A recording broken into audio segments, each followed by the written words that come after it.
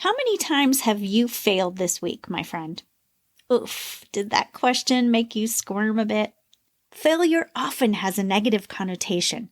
In this episode, I'm here to share some of the things I've learned about failure on my journey and how shifting your mindset can help you see failure as your new best friend.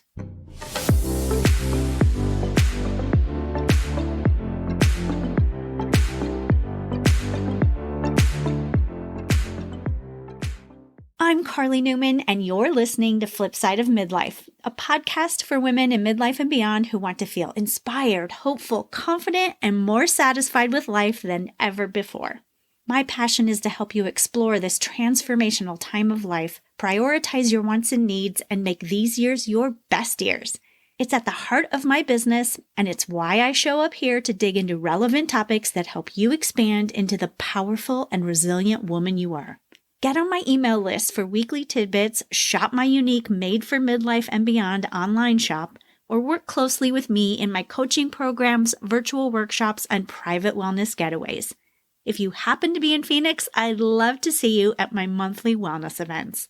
I'm a coach for women in midlife and beyond because I don't want you to spend years figuring it out on your own like I did. Don't waste precious time. You're more likely to get what you want on the flip side of midlife when you have the support of someone who has traveled the road before you, understands where you are, and cheers for you as you move closer to where you want to be. Take a baby step, my friend. Visit my website, 823groupaz.com, to see what feels right for you. Why do we tend to view failure through a lens of negativity? Well, think back to your childhood. Failing grades? Not acceptable. Failure to get picked for the team or end up with a lower score? You're a loser. Fail in front of other kids? Get laughed at. I'm guessing you can come up with a laundry list of examples from your early years that created a justifiable negative view of failure. But it probably didn't stop at your behaviors or outcomes. When you failed, it very likely seeped into your identity. You didn't just get an F, lose the game, or make a mistake in public. You saw yourself as a failure. So here you are now in midlife and beyond, and maybe you're still holding on to that younger you version of failure. If that's the case, it's time to reframe your mindset, my friend.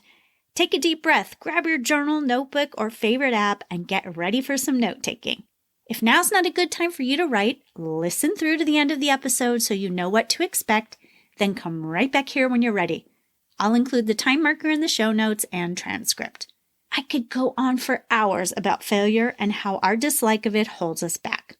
But I prefer to keep these episodes impactful while being easy to fit into your day, so I'll stick to 3 relatable tendencies that fueled my negative view of failure: perfectionism, people-pleasing, and comparison.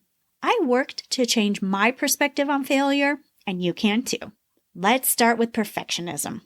By nature, I'm type A. To top it off, I grew up participating in a sport where perfect was the objective. Unlike the valuable life skills I walked away with, like a strong work ethic and teamwork, perfectionism has done me few favors. To this day, I still struggle with remnants of it. What have I learned about perfectionism during my midlife and beyond journey thus far? Well, I've learned that it's a personal flogging device. It fuels feelings of inadequacy and diminishes the desire to step out and try new things. It fosters overanalysis and makes it difficult to finish projects that aren't up to impossible standards. Perfectionism is a narrow and stressful place with no room for failure, except that perfect is impossible, so you're basically always failing. You just can't win. For me, when I notice and release my perfectionist tendencies, life is a hell of a lot more enjoyable. I'm a nicer person to be around too. I've learned to adopt a good enough attitude, which helps me avoid analysis paralysis, get stuff done, and accept the beauty of imperfection. I also feel free to be curious and try new things. I'm okay with feeling like a messy beginner, and I even expect to fail. It feels so good to be in the moment and not have that pressure on myself. Let's talk about people-pleasing. Although I have an independent, some may call it rebellious, streak, I grew up wanting to please the authoritarian figures in my life. I would do just about anything to avoid disappointing them. In my young brain, disappointing them was failing. Hence, failing was bad. I held on to my people-pleasing induced dislike of failure into adulthood.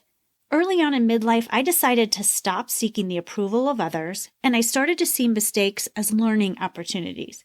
I recognized the lessons I could learn from failure helped me grow as a person. Failure became a lot easier to swallow.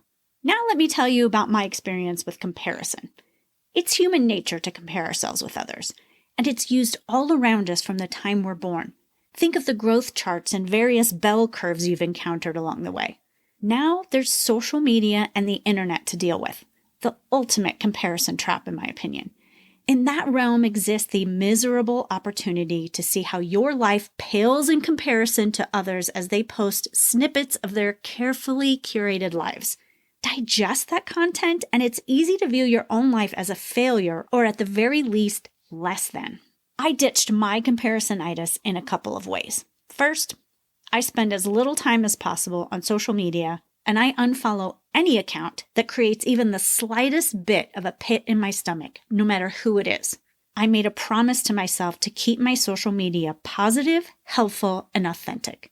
Second, I brought more self-compassion, kindness, and understanding into my life.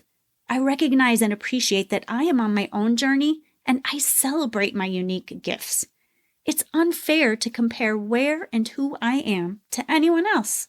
These have helped me eradicate the self-doubt and feeling of being a failure that comparison brought up for me. Now I appreciate my failures, and there are many of them, my friend. When I fail, I celebrate my willingness to step out of my comfort zone. I pivot instead of beating my head against the wall when something isn't working. I notice how failures are boosting my creative thinking, problem-solving skills, and resiliency. It truly has been liberating for me to see failure as a positive. Sure, it still stings and disappoints sometimes. When that happens, I allow myself to feel the feelings, I process it, I learn from it, and then I get on with it. I don't dwell there any longer. I know my failures have as much to do with where I am and who I am as my successes. Failure is not who I am. It's not who you are either. Here are 3 related journaling prompts for you, my friend. First, what in your life formed a negative view of failure for you? Remember, I can attribute mine to perfectionism, people-pleasing, and comparison. Second prompt for you. How did a past failure result in something positive for you? Sometimes it's easy to find the lesson in failure. You notice it right away. But sometimes it takes space and time before you see the positive side of it. Those are sometimes big life situations where that lesson might be buried pretty deep. Think and write in as much detail here as you can to answer this prompt. The third prompt, what are 2 to 3 ways you want to shift your mindset around failure?